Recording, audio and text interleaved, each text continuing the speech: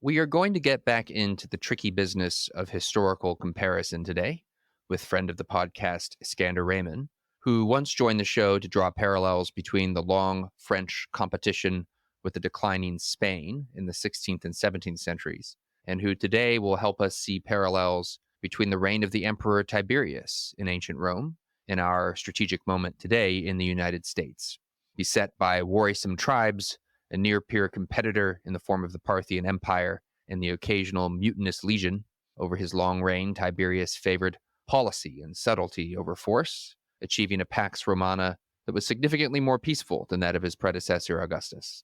Let's get into it. It is a prescription for war, this Iraqi invasion of Kuwait. December 7th, 1941, a date which will live in infamy. The bloody experience of Vietnam is to end in a stalemate. We continue to face a grave situation in Iran. The people who knock these buildings down will hear all of us soon. We shall fight on the beaches, we shall fight on the landing grounds, we shall fight in the fields and in the streets.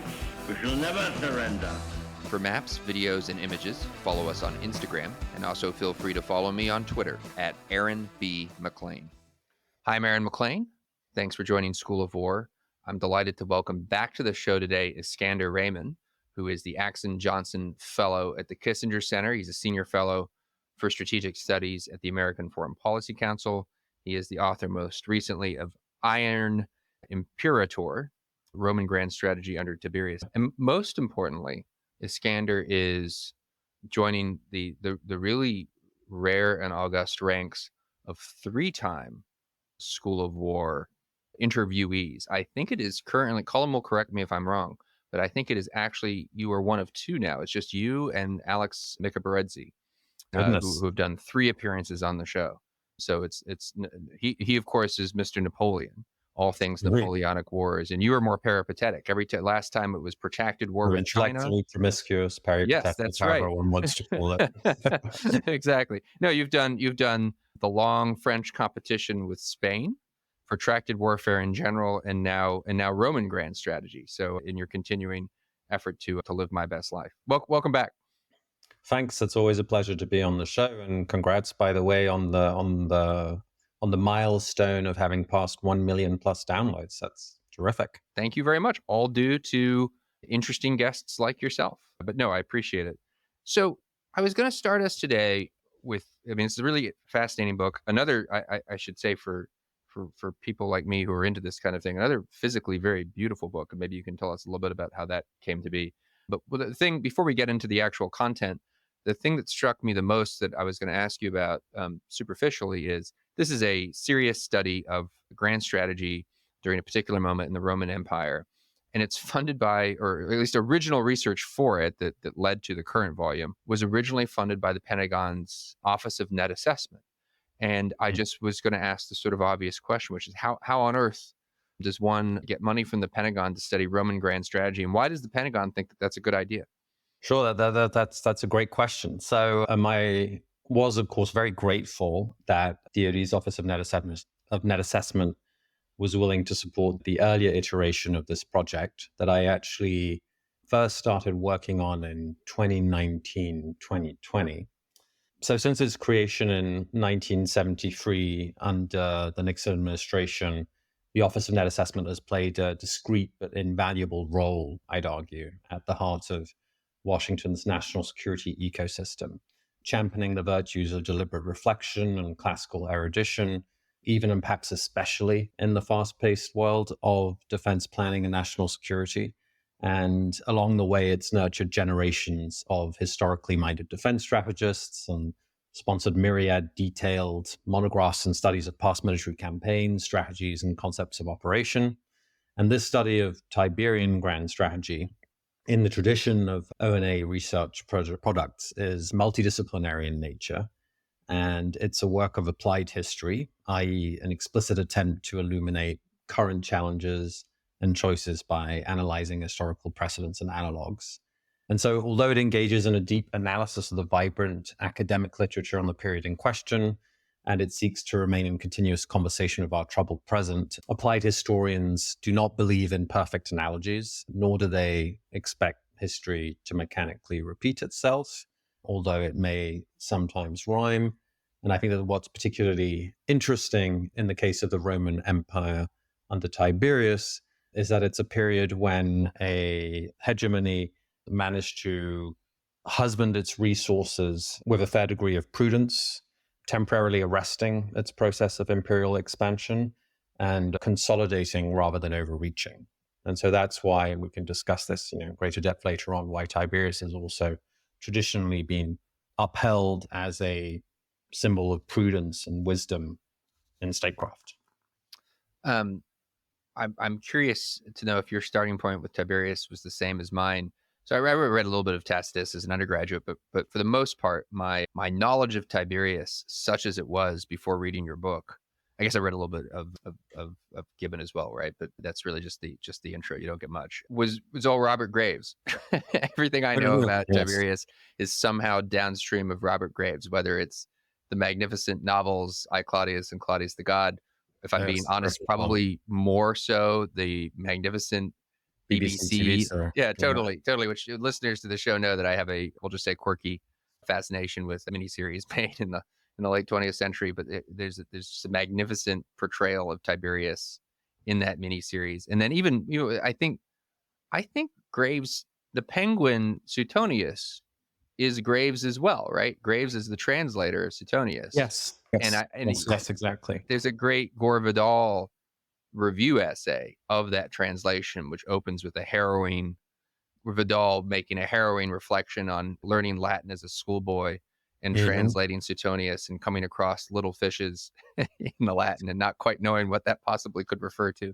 Yes. So all of which is that the serious way of making this point is that I had this mental image of Tiberius as a sybaritic, decrepit tyrant who, whatever you might be interested in him, whatever subject he brings to mind for you is probably not, masterful statesmanship. And yet you are squeezing some analysis of masterful statesmanship out of this. So did you have to pick through the same Gravesian crud, or tell me about how you kind of came to knowledge of Tiberius? Yes. So of course, I think I'm a huge fan of Robert Graves. There was a period in my life where I think I reread I, Claudius in particular at least once every 2 years in the summer. It's just a terrific book. Of course, Graves is heavily inspired not only by Tacitus, but also by Suetonius, and I'd say principally by Suetonius. I mean, all of the sort of tasty palace intrigue and gossip is very much inspired by Suetonius. Perhaps before briefly discussing the sort of structure and content of the book, I could sort of give a brief explanation of what this book is not. So first of all, and perhaps most importantly, I do not make any claim to be a classicist. So I'm a historian of strategy who can read some Latin, albeit somewhat slowly and haltingly, but I can't read ancient Greek, even though sometimes I wish that I'd chosen that instead of German as my third language, given how thankfully little I've ever had to use my atrocious German. So I therefore relied heavily and in all humility throughout this lengthy research process on the rigorous work that classicists have produced on the period in question. And I'd add in passing that I wish more of my fellow scholars and commentators in strategic studies actually read the work that folks such as Neville Morley, Susan Matten, Clifford Ando, Craig Champion, Anna Cornwell, and many, many other trained classicists have produced, in addition, of course, to the actual primary sources. And second, this is not a traditional biography. So rather, the biographical focus is intended to serve primarily as a prism through which to engage in a thorough, nuanced examination of the early Roman principates, strategies for imperial control, and primacy preservation. So why Tiberius, to get to your question, who ruled from 14 to 37 AD? Well, for a number of reasons, I'd say. The first being that Rome's second emperor is an endlessly fascinating and fundamentally ambiguous figure who has confounded generations of strategic thinkers and students of statecraft. And for good reason, as certain elements of his character, or let's say the evolution or devolution of his character, however you want to frame it, have always defied easy comprehension. So contrasts have been repeatedly drawn between the relative tranquility and moderation of life across the empire under his reign and the alleged, and I specify alleged, grotesque depravity of the reclusive monarch's private activities on Capri during the second half of his reign, which, as you mentioned, from Suetonius to I Claudius, many of your listeners will probably also be familiar with. And chroniclers of ancient Rome have historically struggled to reconcile Tiberius's apparent reluctance to rule and early deference for republican norms with the dark blossoming of a viciously paranoid brand of tyranny in the later years of his life. But perhaps most importantly, for many writers and political philosophers, Tiberius has come to represent something of a curious archetype. So that particular breed of authoritarian and misanthropic leader who, despite his moral shortcomings and tendency towards tyranny, also demonstrates a surprising degree of temperance and competence in the conduct of foreign policy. So for many thinkers, from Alexander Pushkin to Montesquieu to the great Nobel Prize-winning historian Fyodor Mobson, who famously drew parallels between Tiberius and Frederick the Great, it was clear that one of Rome's most overlooked and unpopular emperors was also one of its most capable, at least with regard to the formulation of grand strategy and foreign policy. So under Tiberius, the administrative apparatus of the Principate, that is the early Roman Empire, was strengthened, and the parlous state of the empire's economy, which had been weakened by decades of profligacy, predatory usury practices, and heightened military expenditure, was remedied. He arrested the process of imperial expansion into Germany or Germania, which had previously resulted in disaster with the Battle of the Teutoburg Forest in AD 9, when 3 entire legions were brutally annihilated by Germanian tribesmen. And content with solidifying control over the empire's existing territory, he sought wherever possible to preserve Rome's dominance through the exercise of subtle diplomacy and military pressure rather than direct invasion and annexation. And mindful of the ever-looming possibility of provincial unrest, he sought to maintain stability through a policy of fiscal moderation. So he famously reminded some of his more rapacious governors that, I quote, "It was the role of a good shepherd to shear his flock, not flay it." And there were no major battles that ended in calamity during Tiberius's reign. So no legions bled their last on Parthia's sands or vanished into dark, rain-lashed Germanian forests. No sacred standards were captured and soiled by barbarian hands. But at the same time, he did prove powerless to prevent the eruption of certain large-scale uprisings, whether in Gaul or in North Africa. He remained deeply unpopular, and he was subsequently accused by many Roman historians of weakness or negligence in the defense of their imperium's international credibility and interests. So it's this aspect of the long-standing historiographical debate surrounding Tiberius's reign that interested me the most as a historian of strategy, and especially as someone who's done a fair amount of work on early modern European strategic thought, because this interpretation and reading of Tiberius as the symbol of prudence and wisdom in statecraft first becomes really prevalent in the late Renaissance and early Baroque periods, largely through the growth of the so-called Tacitan tradition or movement in places such as France, Spain, and Jacobean England, a period when European rulers and their advisors were completely and utterly obsessed with the dark wit, penetrating psychological insights, and epigrammatic wisdom of Tacitus, who devotes much of the surviving sections of his annals to an in-depth examination of Tiberius's rule. In fact, more than half of what survives of the annals is basically focused on Tiberius's rule.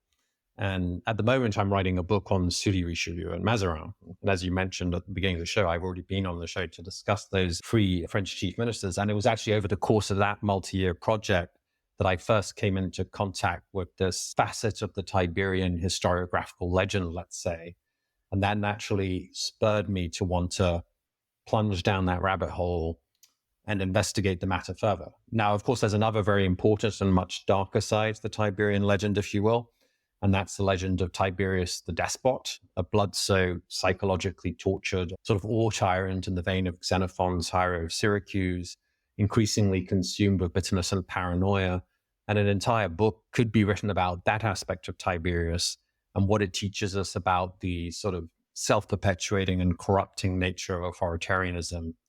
And indeed, much has been written, but that's not the prime focus of this study. So not to be too cute, but to be a little cute and oversimplify, you've written a book about an authoritarian leader of a great power who settles and retrenches from military conflict with non-peer adversaries while pursuing détente with the remaining great power, pure adversary to Rome, and suggests that there are parallels to the present day. Yes, I guess that's. Let's put too fine a point on it. The thing is, yes. So I think it's important to note that the book is basically divided into two sections, and the opening section, well, the first major section, let's say, is largely devoted to Augustus's rule, right? Because Tiberius had actually only acceded to the throne very late by Roman standards, so he was 55.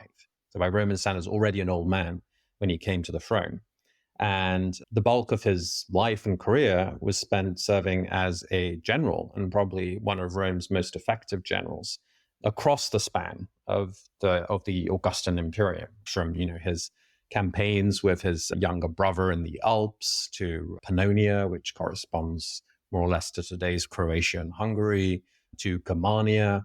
So a lot of the book is actually focused on Roman strategy and statecraft during the Augustan period. And then the second part of the book focuses on Tiberius's rule and also on the debates within Rome's strategic commentariat, let's say, for want of a better word. So the Roman historians and chroniclers who were either contemporaries of Tiberius or were writing, in some cases, in the cases of Tacitus and Suetonius, 6 to 7 decades following his reign, or in the case of Cassius Dio, he's actually writing at the beginning of the 3rd century. So considerably later, debating the merits and drawbacks of his more prudent approach to statecraft, let's say. So I viewed that in a way, not necessarily as providing a blueprint for American strategy, but I did think that the very vivid and often quite granular debates within Roman strategic circles about various grand strategic issues, whether it comes to right-sizing force levels, adjudicating in between different strategic theaters, the merits of pursuing a more forward-leaning or defensive grand strategy, et cetera, without necessarily pronouncing categorically on the merits of Tiberius's approach, I thought that encapsulating that debate for a modern audience would be useful in and of itself.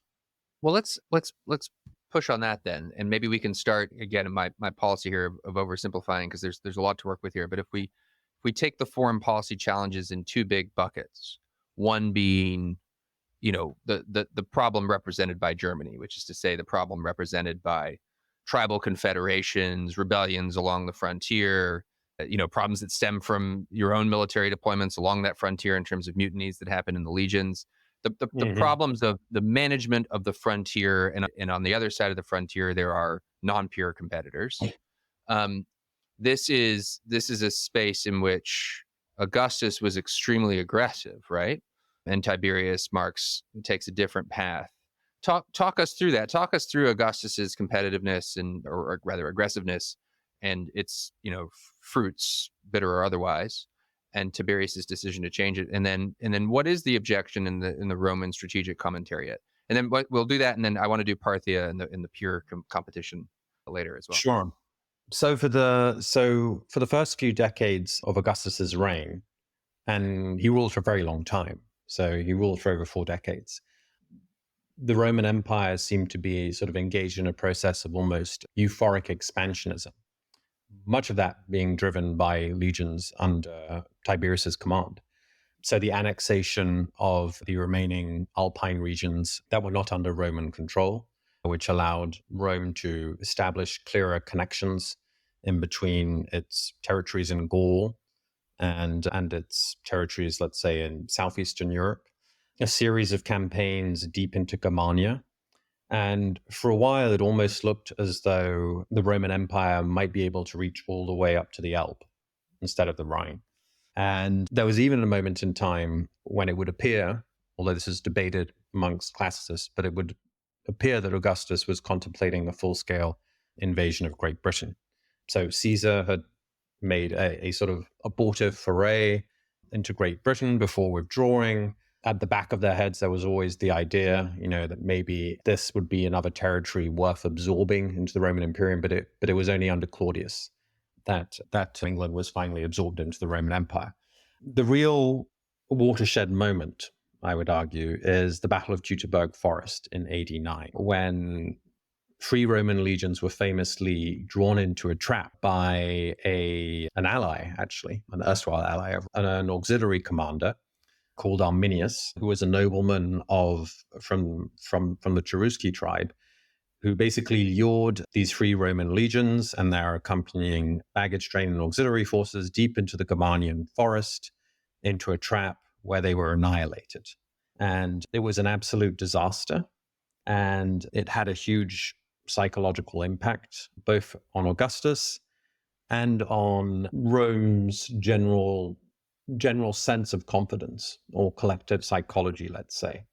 It's impossible for me to talk about this incident without hearing Brian Blessed's voice in my mind screaming, "Where are my eagles?" from I, Claudius. Yes. This is one of the incredibly hammy performances, Augustus. Yes, but he's probably drawing from an equally hammy section of Suetonius, where it's, he describes how Augustus was so distraught that he sort of stumbled around his palace on the Palatine, ill-shaven, banging his head against the walls and shouting out, "Where are my legions? Where are my legions?" etc. So anyway, subsequent to that event, Augustus reportedly, before passing away, instructed Tiberius to maintain the boundaries of the imperium within their current form. So some historians, such as Cassius Dio, for example, have said that this was in the form of a memorandum, which unfortunately has been lost to us. If ever we found it, it would sort of be the Roman equivalent of NSC 68 in terms of a grand strategic document. Others have suggested that this advice was passed on in a more informal fashion. So in fact, Tiberius would argue that he was merely respecting Augustus's last wishes. And then you outline in the book a series of objections that Roman writers raise about the policy that Tiberius follows in this Northern European zone, this trans-frontier zone of retrenchment, that it, I'll let you go into detail, but that it damaged deterrence. It allowed for the possibility of, less organized groups to become more organized because they had the space and time to do so. You sort of strop your chronological account with the end of Tiberius's reign, so it's hard to, for those of us who are not immersed in the details, evaluate to what extent these guys had a point and to what extent they were grousing. But speak to these objections, if you will, and tell us what substance, if any, they had. Yes. Well, what I found quite interesting about them is that these commentaries are often riven with a certain number of inner contradictions that might remind some of debates that we would have in Washington, D.C. today when it comes to foreign policy and grand strategy. So I describe how there are sort of inherent tensions in Rome's view of its place in the world, or in its vision of the future of its hegemonic power. So on the one hand, there is this urge to consolidate and to not overextend. And there are certain cautionary tales in the form of traumatic defeats. So there's loss of Crassus's legions in Parthia in 53 BC, which is a sort of grand cautionary tale of overextension on the Eastern Front. And then you have the Battle of Teutoburg Forest in 89, which is a sort of the grand cautionary tale of overexpansion on the Northwestern Front. At the same time, there is this nostalgia for the sort of Halicon era of the Punic Wars, other great periods in Roman history when the Romans were facing down grand strategic competitors, existential threats. And Tacitus, when he begins writing his Annals, he actually complains about the uneventful nature of the histories that he's describing. In some ways, it's quite darkly comic. He sort of apologizes in advance, saying, look, I'm sorry, under Tiberius's reign, there really wasn't that much going on. So, maybe it made for somewhat prudent foreign policy, but it doesn't make for very exciting history. And throughout a lot of these commentaries from subsequent generations of historians, so Florus, for example, who's a 2nd century AD historian, there's this almost sort of schizoid attitude in between, on the one hand, saying, we really should be subjecting the Parthians, and we really should be extending further east, and for too long now, these insolent Oriental foreigners have refused to fully respect, the might and majesty of the Roman Empire, et cetera, and they need to be taught a lesson. And on the other hand, you'll have them occasionally arguing, oh, well, the parts of the world that we don't fully dominate, they're not worth dominating anyway, because they wouldn't bring us much in terms of revenue. They're inhabited by these savages, who don't even understand the meaning of peace, who drink mead instead of wine, who live under gray and overcast skies and horrible climates. Why would we seek to dominate those regions anyway? So often within the same historiographical commentary, you'll find both critiques of overexpansion and a desire to further expand Rome's imperial rule. Yeah, that apology for sorry that this is an uneventful history of foreign policy. It's a bit like if you were writing a history of American foreign policy in the 90s. Yeah, like I don't want to overdo it. It's not. I mean, the analogy doesn't hold in a variety of ways. Yes, no. I think that's a very good analogy, actually. I mean, we all look back on the 90s as being a pretty great period, in American history. At the same time, would I want to spend a lot of my professional life doing a strategic history of the 1990s? I don't think so. Yeah. Talk a bit, if you would, about the Roman practice of using proxies. I mean, we talk about in terms of auxiliary military forces, but I mean, in the first place, political entities on the Roman perimeter as a tool of foreign policy. And we can talk about this in the German context. We can also, pivot to Asia and talk about Parthia, where you describe, the Romans as maintaining this shatter zone of statelets in between themselves and really at this point in Roman history, the only real competition, which is the Parthian Empire. It's always been a fascinating topic to me. I first sort of started thinking about it because of Edward Luttwak in his book, The Grand Strategy of the Roman Empire, which when I read that years and years ago, it was the first book. It was the first book that actually helped me understand the structures of American primacy. And I mean, obviously, huge differences between Roman practice and American, but there are also parallels. And it's a bit like when you study a foreign language for the first time seriously, you don't really understand English grammar until you're stumbling your way through, Greek grammar or something like that. And Luttwak makes a big deal out of, the stages. I don't know if you accept his scheme, but the stages or the structural evolution of imperial practice for Rome, which begins as sort of a constant, ballet of diplomatic dealings with these proxies, and over time becomes increasingly a story of annexation and hard frontiers, etc. Just why did Rome tend to pursue this policy? How did it work? You spent a lot of time in the book talking about Armenia as a critical state in between the Roman Empire and the Parthian Empire, and how Armenian politics was much on the mind of Augustus and Tiberius. Just talk to us about this issue. Sure. Well, I think that there are two or three separate things. So one aspect of Roman military dominance and force structure that I think has historically been underestimated, including, I would argue, within the community of classicists, and has only in relatively recent years been gaining sufficient levels of attention, is the importance of the role played by auxiliary forces, including during the early Principate. So auxiliaries were non-citizen soldiers who formed an integral and hugely important part of Rome's force design. So it's estimated that there were as many auxiliary forces, if not more, as there were Roman legionaries. So a Roman legion was usually constituted of about 5,000 men, and it was a self-sufficient force largely composed of heavy infantry, which is where the Romans had traditionally excelled. There might be about 120 cavalry within a legion, but they usually played the role of scouts. It was a very, very heavily infantry-dominated force with the sort of standardized legionary equipped with armor, a heavy pilum, a gladius, the scutum, the iconic rectangular shields that you see in most representations of early imperial Rome, etc., etc.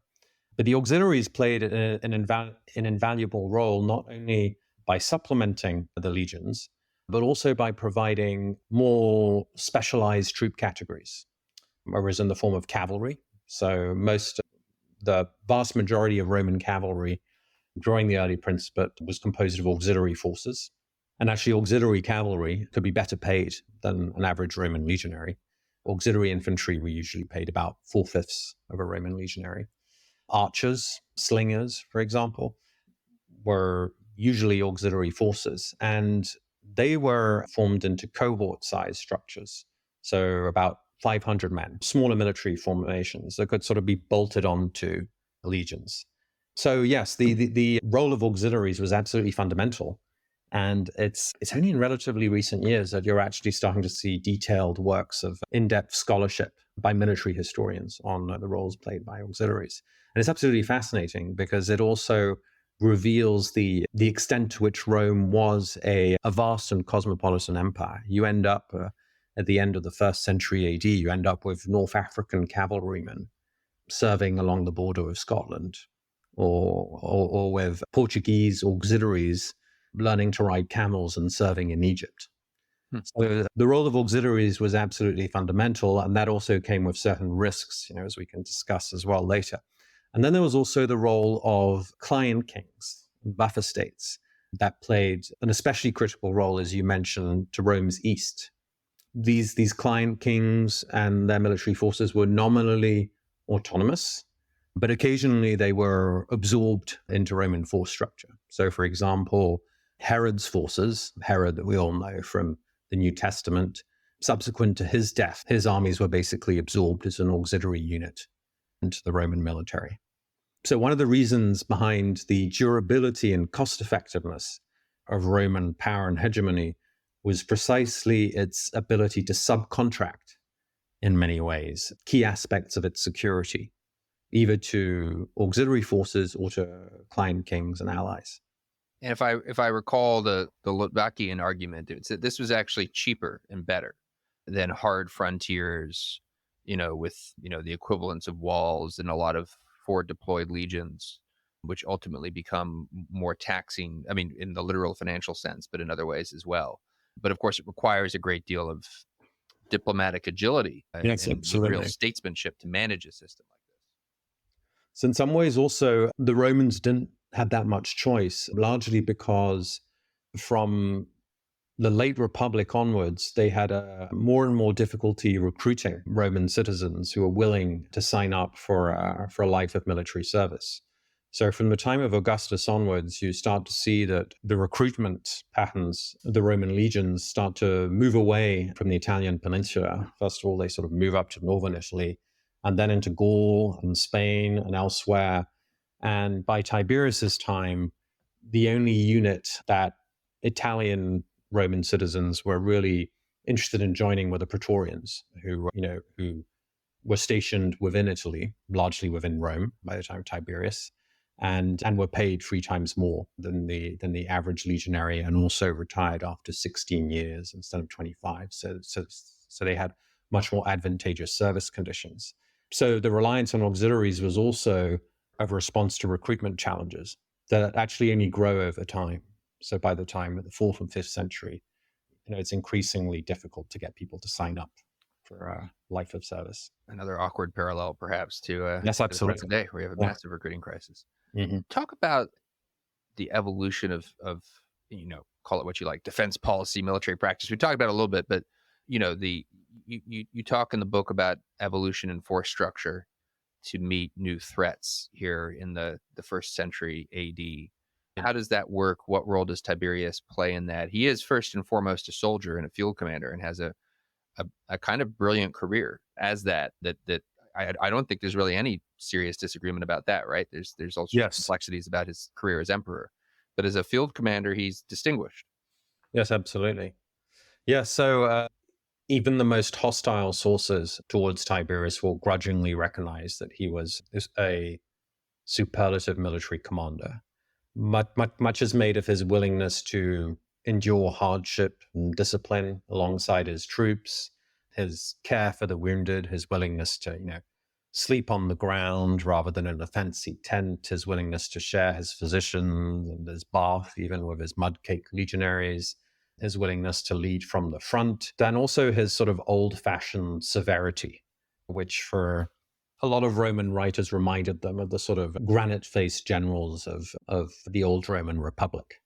It is noted that he was willing to pursue military strategies that perhaps lacked daring do or glamour, but that could be brutally effective. So, for example, during the Pannonian Revolt, which was a massive revolt in an era in an area stretching from, let's say, the Balkans to Croatia, and that necessitated the deployment of 10 legions during Augustus's reign. So this is from 6 to 9 AD. Tiberius was entrusted with overall command, and much is made of his willingness to gradually wear down the numerically superior Pannonians through basically a Fabian campaign of attrition, and of his willingness to withstand criticism, let's say, from other more ambitious or one might say vainglorious commanders in favor of this very, very sort of deliberate and prudent strategy of gradually whittling them down. So yes, he's recognized as being a very effective commander. He also seems to have been quite popular among his troops. So one of the best sources we have from Tiberius's reign is written by someone called Velleius, who actually served under Tiberius. And in the past, he was sometimes dismissed a little bit too hastily as being too biased a source and as being cloyingly sycophantic. And there are sycophantic aspects to his history, but at the same time, it does provide a very useful perspective of someone who actually knew and served under Tiberius. Whereas some of the more hostile sources that we have, Tacitus and Suetonius, they're writing several decades later. So yeah, in terms of his overall military approach, he was recognized as being a brutally effective commander. So he's downstream. The disaster in Germany happens during his lifetime and while he's active in his career. The disaster against Parthia precedes him substantially, right? That's the middle of the first century BC. Yes, so the Battle of Carrhae is 53 BC, but then during the period of civil war, in between Mark Antony and Augustus, Mark Antony launched several largely abortive campaigns into Parthia. So there was that legacy of humiliation as well. And my question is, how does the Roman, in addition to perhaps increasing reliance on auxiliaries, how does the Roman military adapt structurally during the period that you're writing about? So you don't see a huge amount of adaptation in terms of force structure and force design during the period that I'm examining more specifically. But later on, about 100 years later, you do see a fair amount of changes. And what's interesting is that the armies of the early Roman Republic were more phalanx-oriented, let's say. And then that formation over the centuries was gradually phased out in favor of the legionary, who was equipped with a heavy throwing spear and a short sword. What we begin to see later on along the Eastern Front is, first of all, a much greater reliance on auxiliaries in the form of mounted archers, etc., to counteract the heavily cavalry-dominated Parthian force structure, and also a reversion to phalanx-type formations within the Roman military. So you see Roman legions begin to readopt thrusting spears, etc., that are more conducive to countering heavy cavalry charges, etc., etc. Well, that's what I was going to ask you: is what is going on in the East that seems to demand that? Yes. Well, what's going on in the East is a very different form of warfare being practiced by the Parthians. So during the Battle of Carrhae, for example, the Parthian force was 90% mounted. And a large portion of it was composed of mounted archers. And the Parthian commander, Serenus, he also brought with him what one could call a mobile missile train. So a huge amount of ammunition that were, carried, that were transported alongside his forces, and which also flummoxed the Romans. Because in the past, when they had been facing mounted cavalry or cavalry archers, they would basically absorb the ammunition. They would perhaps, pulse out their wings of cavalry, usually auxiliary cavalry. So at the Battle of Carrhae, they were Gallic cavalry. And then once, the enemy force had used up all its ammunition and the cavalry had been engaged by their own cavalry, then the Roman legions would advance and grind them down into submission. In this case, for a whole variety of reasons, that is not what happened. And so they found themselves in a very difficult position. In terms of military adaptation along the Germanian border, it wasn't so much in terms of equipment and weaponry and more in terms of not allowing themselves to get lured into unfavorable terrain again, where, the legions would not be able to draw on their comparative advantages in terms of drill, formation, etc., etc. If the massacre of the Teutoburg Forest happened, it was in large part because they had allowed themselves to be lured into deeply unfavorable and heavily forested terrain, which largely negated their traditional sources of advantage in pitched battle. Let's finish with Parthia, and just a very big picture question, which is, Roman strategic history is a story of the defeat of major rivals and the consolidation of hegemony of empire around the Mediterranean. First Macedon, then Carthage, and it's Parthia that's left. It's the old Persian complex with a capital in the it's near. Is it in the Euphrates or the Tigris? Wherever is it Ctesiphon? Am I yes, which more or less corresponds to present day Baghdad. Yeah. So a Mesopotamian, Persian kind of political complex. Why the decision to stop? Why does Rome not in the end pursue full hegemony in the East as well? I described, sort of cutely, Tiberius is pursuing a policy of détente with the Parthians. What, if you wouldn't mind, in somewhat more detail, what was the policy? How did he deal with the Parthians? I think it can best be described as a Cold War rather than a policy of détente, because the Romans, and especially Tiberius, are constantly interfering in Parthian domestic and aristocratic politics. And Tiberius is particularly good at that. So he sponsors uprisings, for example, against Artabanus II, a Parthian ruler who was maneuvering to put one of his sons on the Armenian throne. And this is actually a constant pattern in Roman and Parthian interactions, whereby exiled Parthian nobles will end up spending a considerable amount of time in Rome, being cultivated by Rome, and then afterwards, are sent back to Parthia to foment discord and weaken that power's internal political coherence. And I'd say that the major advantage that Rome wielded over Parthia is that Parthia had no formal standing army. So its system of military mobilization could be more aptly compared to that of early medieval Europe. So, leading nobles would engage in levies. And so they could amass considerable amounts of forces, but only for relatively short periods of time, whereby the fact that Rome had a standing army meant that it was much more able to engage in the kind of protracted wars of attrition that are critical to great power success. The reason why Rome decided not to try and absorb Parthian territories is that I think that they realized that the many such attempt to overextend in that direction might be met with disaster, and that it was better to sort of reach a sort of tenuous division of spheres of influence. That there are some Roman historians who even refer to this as divisionate orbits, a division of the world, with the Parthians to the east, as long as Rome could preserve a modicum of control over this extended buffer zone of territories stretching from Armenia to present-day Turkey. There was a period under Trajan when Rome did actually conquer Ctesiphon, the Parthian capital. But Trajan's successor, Hadrian, decided to withdraw from those conquered territories because I think that he realized that it just wasn't worth the cost. Iskander Rehman, author of Iron Imperator, Roman Grand Strategy Under Tiberius. Fascinating to talk with you as always, even if the analogies aren't perfect and the lessons aren't pat, but very valuable to think through nevertheless. Thank you so much for making the time. Thanks so much for having me. This is a Nebulous Media production. Find us wherever you get your podcasts.